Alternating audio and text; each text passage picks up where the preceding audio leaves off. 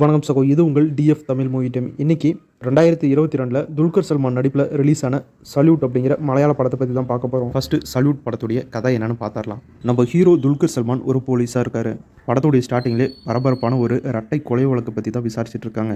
Police ரொம்ப தீவிரமாக இந்த கேஸை இன்வெஸ்டிகேஷன் பண்ணுறாங்க, யார் இந்த கொலையை பண்ணியிருப்பாங்க அப்படின்னு.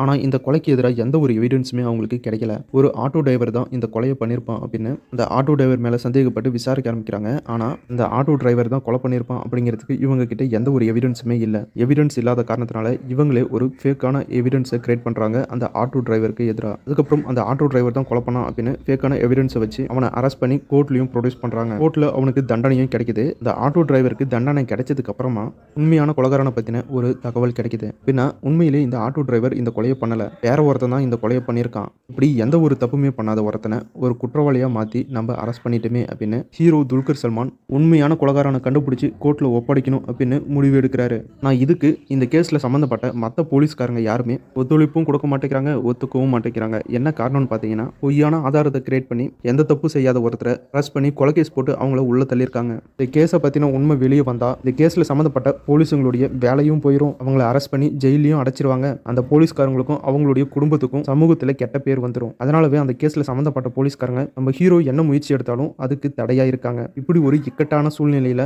ஹீரோ என்ன முடிவு எடுத்தாரு? உண்மையான குற்றவாளியை தேடி போனாரா, இல்லை மேலு அதிகாரிகளையும் கூட இருக்கிற போலீஸையும் காப்பாற்றுறதுக்காக எதுவுமே பண்ணாமல் இதுதான் விதின்னு ஏற்றுக்கிட்டாரா அப்படிங்கிற இந்த எல்லா கேள்விக்கான பதிலையும் இந்த படத்தை பார்த்து நீங்கள் தெரிஞ்சுக்கங்க.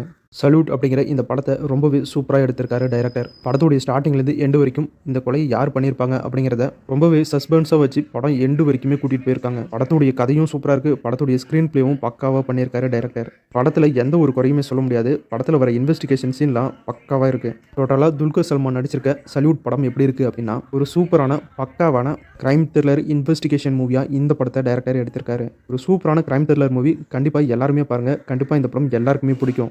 இந்த படத்தை ஃபேமிலியோடய பார்க்கலாம். எந்த ஒரு 18+ காட்சிகளும் இல்லை. இந்த படம் தமிழில் போர்டு யூடியூப்ல அவைலபிளாக இருக்குது, செக் பண்ணி பாருங்கள். சூப்பரான நல்ல படம், மிஸ் பண்ணிடாதீங்க. வீடியோ பிடிச்சா லைக் பண்ணுங்கள், நம்ம சேனலுக்கு சப்போர்ட் பண்ணுங்கள். அடுத்த வீடியோவில் இன்னும் ஒரு சூப்பரான படத்தோட மறுபடியும் உங்களை சந்திக்கிறேன். இது உங்கள் டிஎஃப் தமிழ் மூவி டைம். மறக்காம நம்ம சேனலுக்கு சப்ஸ்கிரைப் பண்ணிடுங்க. தேங்க்யூ.